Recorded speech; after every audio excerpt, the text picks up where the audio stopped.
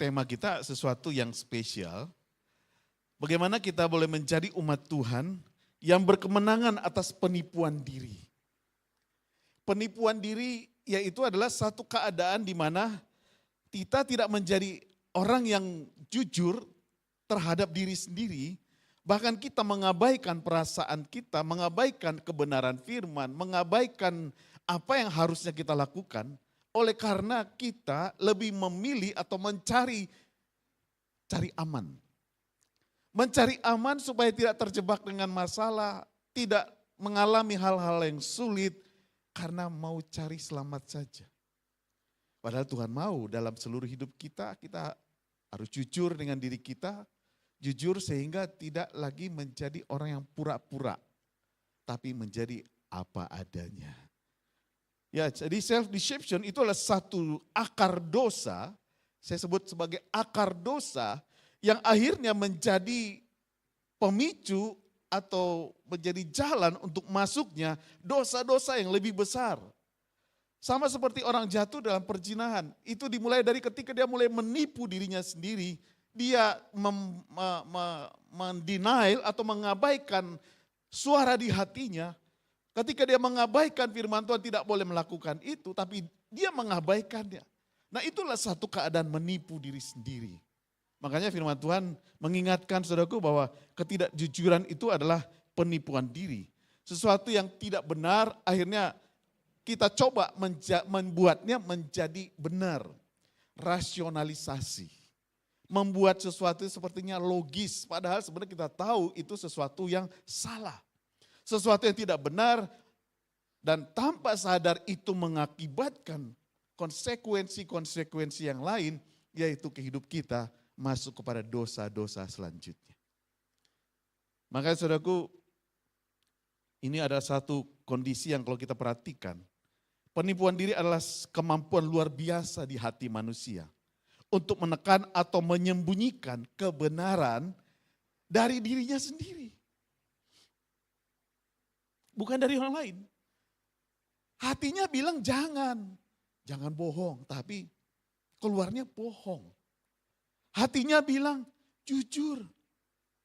Nanti kalau saya jujur nanti apa akibatnya? Akibatnya apa yang terjadi saudara? Kita melihat bagaimana ada satu statement yang kalau kita perhatikan, kejahatan terbesar tidak selalu dilakukan oleh orang-orang yang membenci Tuhan. Tetapi oleh orang-orang yang melupakannya. Siapa itu saudaraku? Orang-orang yang baik, orang-orang yang praktis, yang penting selamat ya. Yang tidak punya waktu untuk berpikir tentang Tuhan atau tentang neraka. Gak sempat mikir saudaraku. Jadi sebenarnya ini orang-orang yang sudah hidup di dalam Tuhan, dia mengerti kebenaran tetapi dia berpikir hanya praktis, yang penting selamatlah, yang penting bereslah urusan bagaimana-gimana, kumaha angke. Orang-orang yang baik sebenarnya saudaraku, tapi ingin mencari jalan pintas, mencari jalan keluar yang cepat. Makanya gak heran saudaraku kalau kita perhatikan di Jawa Barat, apa yang hari-hari ini menjadi sorotan di berita. Yang sampai triliunan. Apa saudaraku? Pinjol. Banyak orang terjebak dengan pinjol karena berpikir yang penting shortcut dulu, resiko nanti.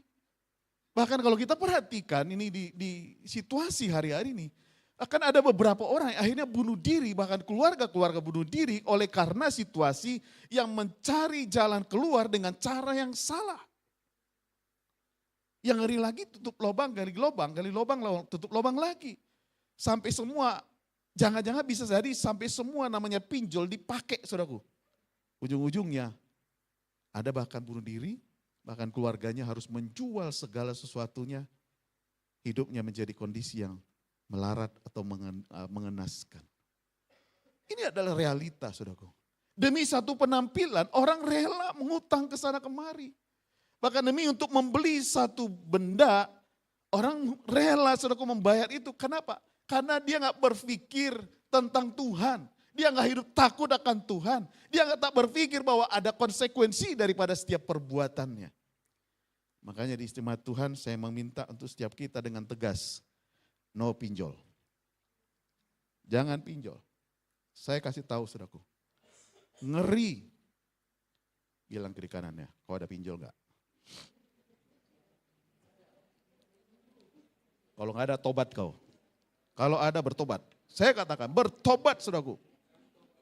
Tobat. Termasuk namanya utang kredit card segala macam saudaraku. Jangan melebihi sesuatu yang akhirnya kita kelelep. Saya kasih tahu kelelep. Dan yang ngeri lagi kita kehilangan damai sejahtera. Hidup kita terjerat dengan keadaan yang seharusnya tidak perlu terjadi. Namun karena self deception, menipu diri sendiri. Menipu diri sendiri akibatnya bukan hanya diri pribadi yang mengalami masalah, tapi keluarga besar bahkan ada keresahan yang terjadi di negeri kita ataupun khususnya di Jawa Barat. Dan saudaraku justru yang mengerikan itu orang-orang miskin loh saudaraku. Ya enggak, kalau ijon atau apa dulu itu udah sering kita dengar. Tapi sekarang kenapa? Untuk pinjol enggak perlu persetujuan suami. Benar gak? Untuk pinjam nggak perlu izin siapapun. Cukup dengan aplikasi. Akibatnya apa? Kita terjerat sama-sama. Dan beberapa waktu yang lalu saya sempat melihat di IG kita. Ya beberapa tahun yang lalu. Ada salah satu yang dulu pernah jemaat di kita, pinjol. IG-nya GKKD Bogor diganggu, saudaraku. Bayar pinjolmu.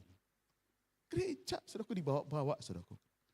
Nah karena itu, saudaraku, saya mau ajak kita melihat tadi, coba statement yang tadi, saudaraku. Sebelumnya, yuk kita baca yuk. 1, 2, 3. Kejahatan terbesar tidak selalu dilakukan oleh orang-orang yang membenci Tuhan. Tetapi oleh orang-orang yang melupakannya. Orang-orang baik, orang-orang yang praktis, yang tidak punya waktu untuk berpikir tentang dia. Atau neraka. Gak ada takutnya, saudaraku. Dia gak takut. Padahal itu sesuatu yang menjerat, membahayakan, merusak diri sendiri. Saudaraku, firman Tuhan katakan di dalam, ada beberapa ayat saya sebutkan di next slide. Yakobus 1 ayat 22 mengatakan, ini agak kecil ya tapi nanti saya share. Tetapi hendaklah kamu menjadi pelaku firman dan bukan hanya mendengar saja. Sebab jika tidak demikian, kamu menipu diri sendiri. Artinya kamu tahu firman Tuhan tapi kamu tidak melakukannya, itu namanya menipu diri sendiri. Saudara, kalau kita perhatikan lebih jauh tentang menipu diri sendiri ini, dari di bahasa Yunaninya itu menjelaskan tentang bagaimana seseorang itu menipu dirinya sendiri, dia itu menghitung dengan salah, nggak tepat. Terus menyesatkan atau memperdaya dengan penalaran yang keliru, dia menipu, dia mengelak, bahkan kalau kita perhatikan ini orang-orang yang dia meyakinkan dirinya sendiri seolah-olah ini benar, enggak apa-apa kok, enggak apa-apa, ini cuman. Nah, padahal sebenarnya dia sedang menghindari kenyataan atau lari dari tanggung jawab. Sangat berbahaya, saudaraku. Dia menipu diri sendiri, dia lari dari tanggung jawab. Dia melihat sesuatu lalu dia berpikir, enggak apa-apa, ini kan cuman utang tetangga, cuman pinjam sama saudara seiman ini. Saya kasih tahu, mau saudara seiman, apalagi saudara seiman harusnya nggak boleh ngutang, saudaraku. Kalaupun ini cepat bayar, kembalikan. Berkati, bukan minta diskon. Pinjam 1 juta, kembalinya 700 ya, diskon 300. Itu namanya nggak tahu diri itu, saudaraku ya. Nah, saudaraku, kemudian kalau kita lihat ayat berikutnya disebutkan. Yang pertama itu hanya mendengar firman Tuhan tapi tidak melakukannya. Dikatakan lagi memandang diri terlalu tinggi, ekspektasi tinggi. Makanya seringkali kita melihat ada banyak orang yang ingin mengimpresi orang lain. Ya, dikatakan di sini bagaimana mengimpresi, dia ingin dipandang lebih tinggi daripada yang seharusnya. Namanya itu kesombongan, saudaraku.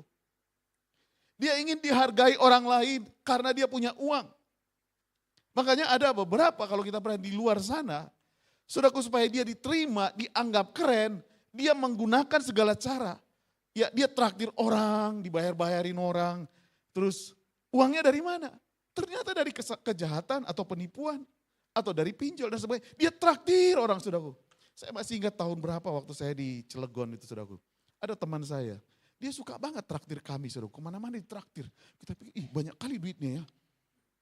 Setelah berapa tahun, berapa waktu kami mendengar, ternyata dia menjual barang-barang yang bukan milik dia. Dia bekerja di PT Krakatau Steel, dia bagian logistik, ternyata bermain dia di sana, barang yang bukan miliknya dijualin, saudaraku. Ujungnya kena penjara, saudaraku. Jadi kami kebawa ditraktir, makan uang haram dulu ya. Nah, saudaraku, kenapa?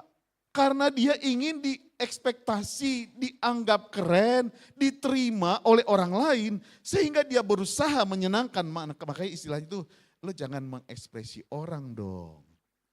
Mengimpresi orang seolah-olah itu supaya orang itu kagum sama kamu, bahkan kamu diterima sebagai teman atau dianggap manusia.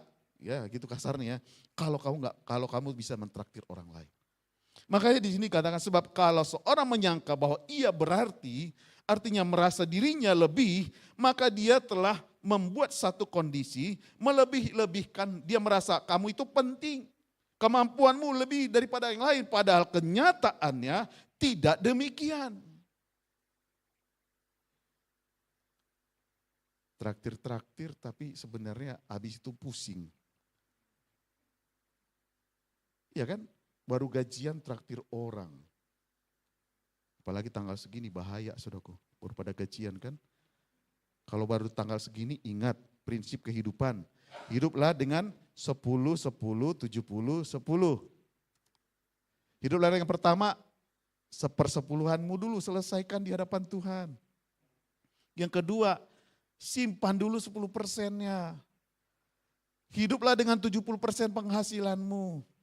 Dan 10% yang lagi itu untuk dana yang lain-lain. Mau bantu keluarga, mau acara retreat, mau apa segala macam. Di luar namanya yang direncanakan. Itu untuk pengaturan keuangan yang baik. Amin. Berapa bagaimana prinsipnya? 10, 10, 70, 10. Lah berarti kita harus hidup dengan 70% penghasilan kita. Jadi kalau udah ada utang, ya jangan lagi ngutang ya. Jangan lagi berpikir untuk 70% itu udah selesaikan dulu, berarti 40% cut cost. Nah saudaraku, ini kita diingatkan bagaimana kalau seorang menyangka bahwa ia berarti padahal ia sama sekali tidak berarti, ia menipu dirinya sendiri. Dan kemudian juga di dalam ayat yang lain dikatakan, jika kita berkata bahwa kita tidak berdosa, maka kita menipu diri kita sendiri dan kebenaran tidak ada di dalamnya. Menyangkal keberadaan dosa dalam diri. Saudaraku, walaupun kita sudah hidup baru dalam Kristus, tapi namanya tabiat dosa itu masih ada dalam diri kita. Kecenderungan untuk berdosa, kecenderungan untuk mengkhianati itu masih ada karena kita masih hidup dalam kedagingan kita.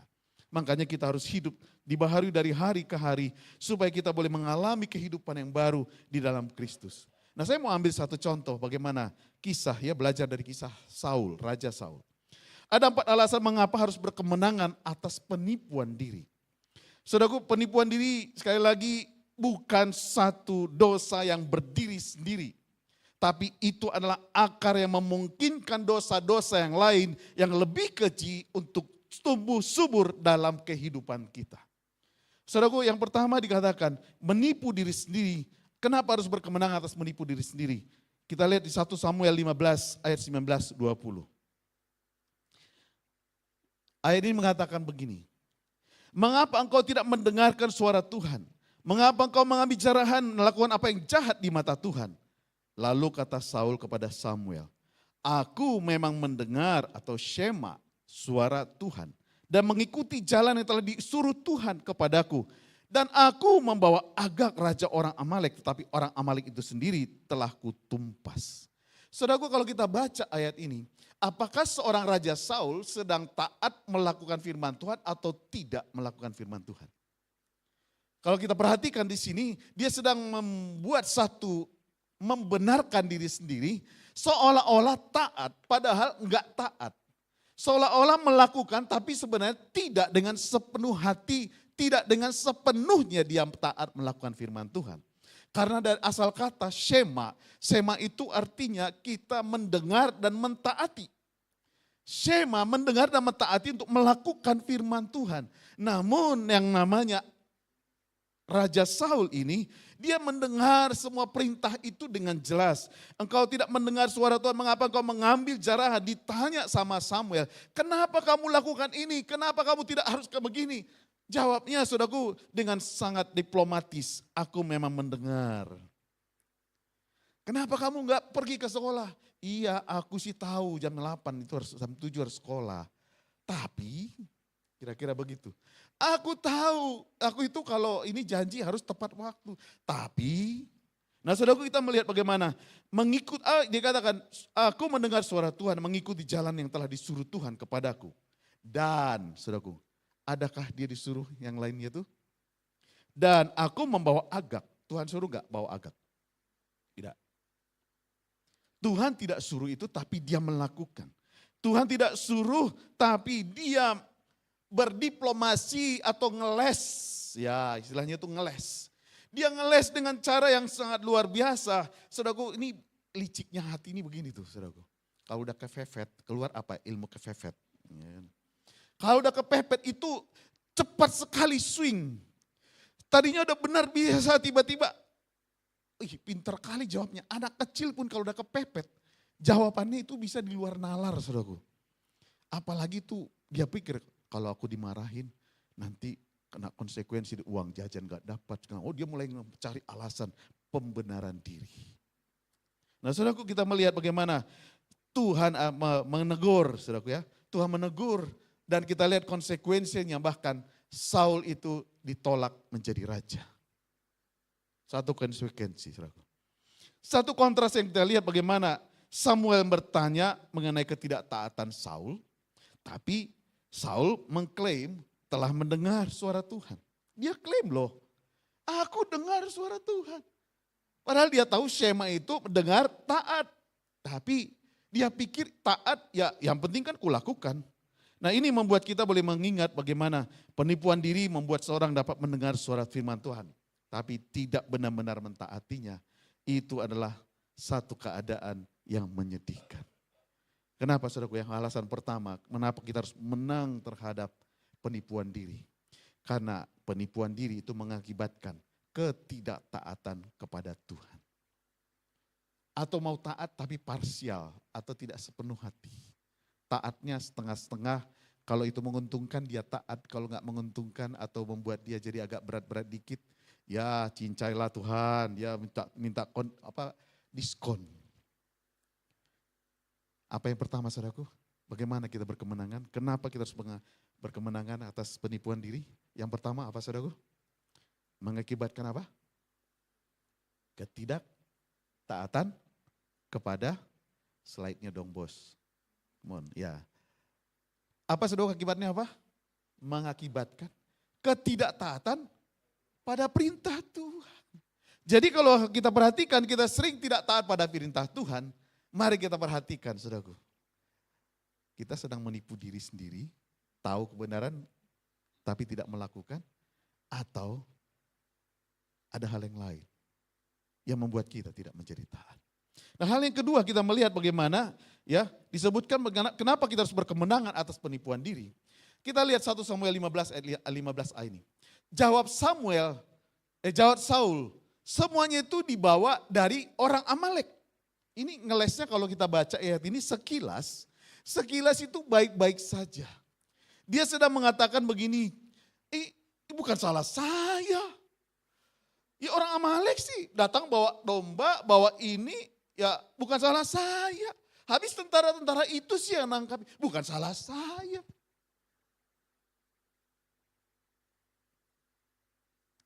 Ketika ada masalah, ketika ada ini, ya habis Tuhan sih nggak berkati saya. Ngeles lagi kan, nyalahin Tuhan kan. Habis ya mau gimana ya Tuhan lewat-lewat di depan saya. Udah ngeles, udah kutahan nafsu ini. Tapi lewat terus sama, udah aku ambil lah. Nah ngeri kan? Nyalahin siapa? Yang lewat itu kan? Mudah sekali untuk lempar tanggung jawab, saudaraku. Cari kambing hitam. Saya begini itu gara-gara kamu. Coba kalau dulu gak menikah sama kamu. Pasti, wah suaminya balas, iya kalau kamu gak menikah sama saya, jangan-jangan kau sudah jadi istri yang seperti apa yang buruk, bahkan lebih buruk. Ya, itu kan pernah ada ilustrasi siapa? Barack Obama ya. Ya, yang istrinya ketemu mantan pacar, dibilang, oh jadi apa? Terus dibilang, coba kalau cuman kamu jadi presiden kan gara-gara aku. Terus Barack Obama bilang apa? Iya, kalau kamu jadi sama dia, apa katanya? Ya. Kebalik ya. Ya. Pokoknya nanti lihatlah di media sosial gitu ya. Belum tentu jadi presiden, saudaraku. Jadi bersyukurlah dengan model suamimu yang di sebelahmu.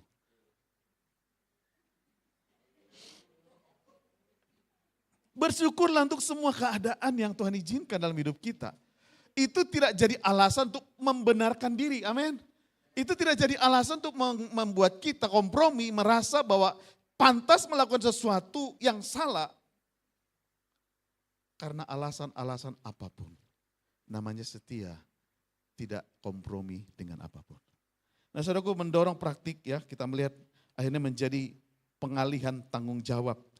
Karena penipuan diri itu berakar dari ketidakamanan.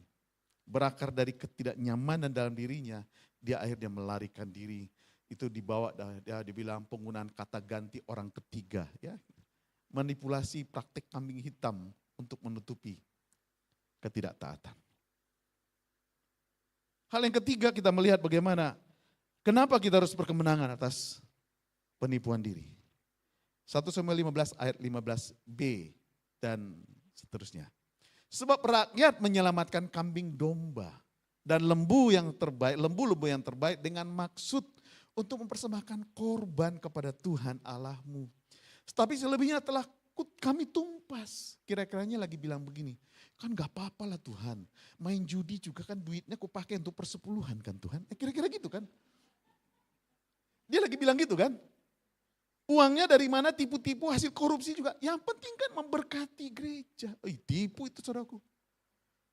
Masalah uang itu kita harus perhatikan sumbernya dari mana itu harus jelas saudaraku.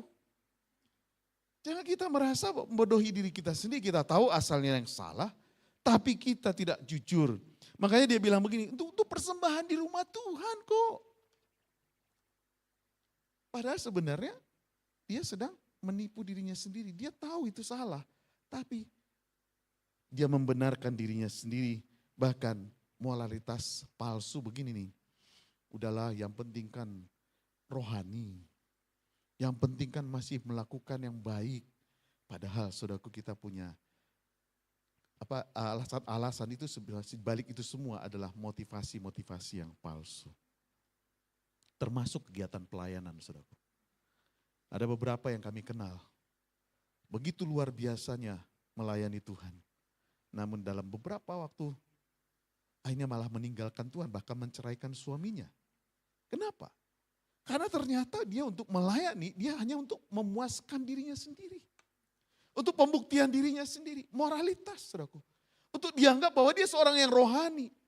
Makanya saudaraku mari lakukan ibadah bukan karena aktivitas, bukan karena dijadwal, bukan karena diminta, tapi karena kau mencintai Tuhan, karena kau mengasihi Tuhan. Beri yang terbaik karena Tuhan telah memberi yang terbaik dalam hidupmu. Bahwa hidupmu telah dibayar dengan harga yang mahal, dengan darah yang sangat mahal, kau telah ditebus saudaraku. Jadi jangan kita melayani karena untuk eksis.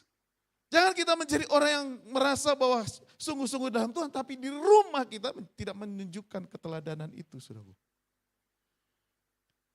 Hidup kita itu harus memuliakan Tuhan dalam segala hal. Jangan menipu diri sendiri. Dan yang terakhir kalau kita lihat bagaimana, saudaraku, mengapa harus berkemenangan atas penipuan diri. 1 Samuel 15 ayat 17 dan ayat 23. Sesudah itu berkata Samuel, bukankah engkau walaupun engkau kecil pada pemandanganmu sendiri telah menjadi kepala atas suku-suku Israel dan bukankah Tuhan telah mengurapi engkau menjadi raja atas Israel? Saudara, kita lihat ayat ini. Waktu dia melakukan satu kesalahan itu, dia ngeles, dia bilang, memang aku dari yang bukan aku ini dari orang yang kecil, dia bilang, aku ini rendah, aku ini enggak dianggap apa-apa.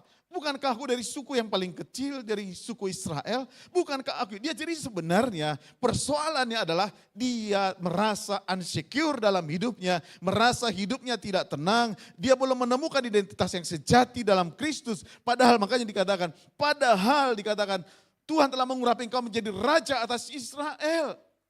Tuhan telah menetapkan kau sebagai pribadi yang baru di dalam Tuhan. Namun dalam kenyataannya seringkali kita tidak merasa aman dengan diri kita. Tidak menerima diri kita apa adanya. Merasa tidak pantas, merasa tidak layak, merasa kecil. Sehingga akhirnya membuat satu kompromi untuk membenarkan diri. Dan konsekuensi di ayat 23 ini. Sebab pendurhakaan adalah sama seperti dosa bertenung. Kedegilan adalah sama seperti penyembah berhala dan terafim. Karena engkau telah menolak firman Tuhan, maka ia telah menolak engkau sebagai raja. Apa yang dimaksudkan di sini, saudaraku? Saul sedang mencari satu pembuktian diri. Karena pada waktu itu setiap raja punya kebanggaan sendiri kalau berhasil menawan raja yang lain. Ketika seorang raja memimpin bisa menaklukkan orang lain, dia bawa itu menjadi satu pemuas untuk dirinya sendiri, satu kebanggaan karena pada waktu itu ada budaya-budaya kebanggaan. Ketika seorang raja berhasil menaklukkan raja yang lain, yaitu dia bawa kepalanya kah atau ditawan kah. Hati-hati saudaraku, tanpa sadar kita pun bisa menjadi orang yang seperti itu. Kita berpikir kita sedang melakukan pekerjaan Tuhan, tapi sesungguhnya itu sedang menunjukkan pembuktian diri. Saya pantas dipanggil ini, saya pantas untuk menjadi ini, saya harusnya bukan kamu. Hati-hati saudaraku. Itu berasal dari mana? Merasa diri tidak aman. Biarlah kita boleh mengalami keamanan, kenyamanan karena Kristus ada di hati kita. Kita telah menerima identitas yang baru sebagai murid Kristus milik kepunyaan Tuhan. Bukan karena sesuatu yang kita lakukan. Tidak ada satu hal pun yang bisa kita tambahkan untuk kita menjadi orang yang mulia di hadapan Tuhan. Karena kemuliaan kita adalah karena Tuhan. Kemuliaan kita terima adalah karena Tuhan. Bukan karena sesuatu yang kita lakukan dalam kehidupan kita. Dan karena itu saya mau ngajak kita melihat bagaimana pribadi Kristus. Kristus adalah representasi ketaatan yang sempurna. Amin. Dia adalah pribadi yang sempurna. Makanya kita mau mengikut Yesus. Amin. Kita mengikut teladannya.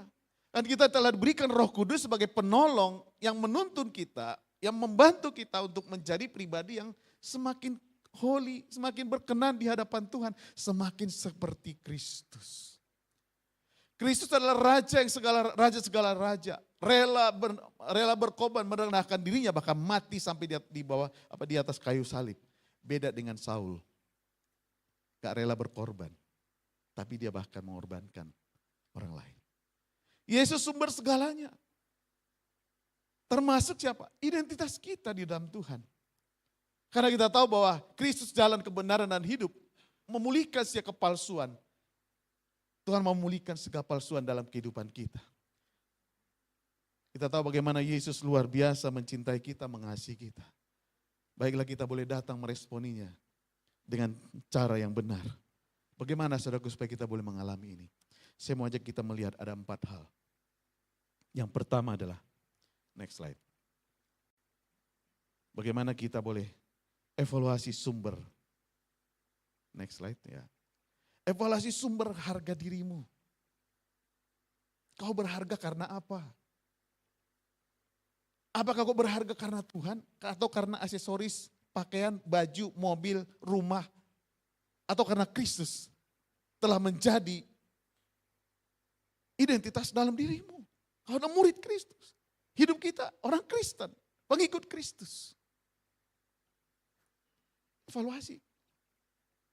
Apakah kita merasa kalau sudah punya sesuatu yang keren, harga diri kita naik? Kalau masih ada seperti itu saudaraku, saya mau katakan, bertobat. Yang kedua, berani menghadapi kebenaran yang menyakitkan sekalipun. Ada konsekuensi yang kita harus hadapi. Ya hadapi. Kalau itu yang Tuhan izinkan, itu yang Tuhan perhadapkan. Hadapi dengan iman, hadapi dengan penuh keyakinan. Bersama Tuhan aku cakap menanggung segala sesuatu. Bersama Yesus aku sanggup, aku dimampukan. Walaupun berat, walaupun susah, kalau itu yang terjadi aku harus menghadapinya. Karena aku tahu Tuhan yang pelihara, Tuhan yang mencukupkan, Tuhan yang menyediakan, Tuhan yang membawa kita mengalami kemenangan dari satu kemenangan kepada kemenangan yang lebih lagi. Jangan menyerah. Kadang-kadang kita mau menyerah. Setiap kita baru harus datang, berani menghadapi kebenaran. Fakta realitanya memang bokeh aja. Gue saya pura-pura, istilah orang muda sekarang, jujurli. Gitu. Jujurli. Kemudian terlibat dalam komunitas yang otentik, bukan yang pura-pura. Apa kabar hari ini? Luar biasa, yes. Tapi gak bisa curhat. Saya percaya komunitas kita semakin hari semakin sehat, amin. Bisa cerita, anak saya begini loh, doain saya jeng. Nah, didoain beneran, bukan digosipin, didoain. Kita saling cover satu dengan lain, saling mendoakan. Bisa tampil apa adanya, jangan pura-pura. Apalagi ingin mengimpresi orang lain seolah-olah kita lebih dari yang pandangan orang. Ya. Kemudian terlibat dalam komunitas ini yang terakhir, yang keempat. Fokus pada Injil, bukan pencapaian diri. Fokus pada Injil. Kenapa saudara? Ayat ini memang agak sedikit saya tuliskan kecil di situ. Dikatakan, seperti ada tertulis. Tidak ada yang benar, seorang pun tidak. Tidak ada seorang pun yang berakal budi. Tidak ada seorang pun yang mencari Allah. Semua orang telah menyeleweng, mereka semua tidak berguna. Tidak ada yang berbuat baik. Seorang pun tidak. Artinya jangan ada di antara kita yang merasa sombong, merasa aku kebal dengan situasi ini. Siapapun kita, saudaraku, kita semua bisa masuk kepada keadaan kesombongan, menipu diri sendiri. Tidak ada seorang pun yang benar. Jadi kita harus sadar akan kasih karunia Tuhan. Sadar akan kebaikan Tuhan. Karena manusia itu melihat dirinya benar. Tapi Allah melihat manusia itu salah dan butuh pertobatan. Manusia melihat dirinya itu berpengaruh. Allah melihat bahwa manusia itu bodoh, saudaraku. Bergantung pada hikmat manusia. Manusia melihat dirinya mencari Allah. Allah melihat bahwa manusia itu sebenarnya tidak sedang mencari Allah. Tapi sedang mencari dirinya sendiri. Manusia melihat dirinya berada dalam jalan yang benar. Allah melihat bahwa manusia itu nyeleweng, saudaraku. Manusia melihat dirinya melakukan kebaikan. Tapi Allah melihat tidak ada yang melakukan kebaikan. Semuanya ada motivasi terselubung. Makanya kita perlu jujur. Manusia melihat dirinya baik. Tapi Tuhan katakan tidak ada yang baik selain Allah. Manusia melihat dirinya sebagai orang yang beragama. Tapi Allah melihat bahwa manusia harus diselamatkan. Perhatikan saudaraku, kecenderungan kita menjadi agamawi. Itu membahayakan. Kita butuh Tuhan lebih dari apapun. Ada satu contoh misalnya ketika asuransi klaim ya. Dan ini lagi kepepet. Seringkali kita diperhadapkan dengan keadaan-keadaan ini. Biasanya orang ketika mengklaim asuransi, kenapa tadi kecelakaannya? Iya saya gak ngerti, tadi tiba-tiba aja tuh ada motor. Ditabraknya jeduk, nah, padahal ceritanya belum tentu seperti itu. Terus ada lagi yang bilang begini, ya gimana ya, aku ini udah pengalaman nyetir 40 tahun, gak pernah ngalami sesuatu. Tiba-tiba sekejap saja saya menoleh ibu mertua, ditabrak kecelakaan. Ngeles. Ya bilang aja kalau nabrak ya nabrak aja. Apalagi ketika suami telat pulang, ya tadi habis itu ketemu teman begini-begini. Padahal sebenarnya dia sedang tidak mau komunikasi pada istrinya. Nah, saudaraku, begitu banyak alasan-alasan yang membuat orang untuk menipu diri sendiri. Jujur, setiap ini menjadi hal yang membahayakan. Karena firman Tuhan katakan, orang yang dusta bibirnya adalah kekejian bagi Tuhan. Dan sebagai ayat terakhir buat kita hari ini, saya mau sampaikan, janganlah ada orang yang menipu dirinya sendiri. Jika ada di antara kamu yang menyangka dirinya berhikmat menurut dunia ini, biarlah ia menjadi bodoh supaya ia berhikmat. Karena hikmat dunia adalah kebodohan bagi Allah. Sebab ada tertulis, ia menangkap orang berhikmat dan dalam kecerdikannya. Dan di tempat lain Tuhan mengetahui rancangan-rancangan orang yang berhikmat. Sesungguhnya semuanya itu sia-sia belaka. Bodoh, kita pikir, loh berhikmat, ya hikmat menurut dunia adalah kebodohan. Jadi kita harus saudaraku memilih, mau berhikmat di hadapan Tuhan atau merasa berhikmat di hadapan manusia. Sepertinya keren kita dianggap sebagai orang yang berhikmat di hadapan manusia, orang yang dianggap, orang yang diakui. Namun kenyataannya itu adalah kekejian di hadapan Tuhan. Makanya ada satu quote yang saya sampaikan buat kita di pagi ini. Ya, seorang C.S. Lewis mengatakan, there are only two kinds of people in the end. Those who say to God, thy will be done, and those to whom God says, they will be done. Dalam bahasa Indonesianya bilang begini, pada akhirnya hanya ada dua jenis orang. Mereka yang berkata kepada Allah, jadilah kehendakmu. Dan mereka yang kepadanya Allah berkata, jadilah kehendakmu. Apa yang kau mau pilih? Apakah kita memilih kehendak Tuhan, jadilah kehendak Tuhan atas hidup kita, atau kehendak kita yang kita mau pilih, dan akhirnya mengalami dosa-dosa yang lain. Mari saudaraku, di sepanjang minggu ini kita mau belajar bagaimana berkemenangan dengan penipuan diri sendiri. Saya berharap minggu ini setiap renungan boleh kita baca sama-sama. Kita mau terus belajar bagaimana berkemenangan dengan self-deception. Baca, renungkan, bahkan kita boleh diskusikan di komunitas kita, di kelompok PA. Karena ini akar sekali lagi saudaraku. Akar dari dosa-dosa selanjutnya. Mari kita datang kepada Tuhan.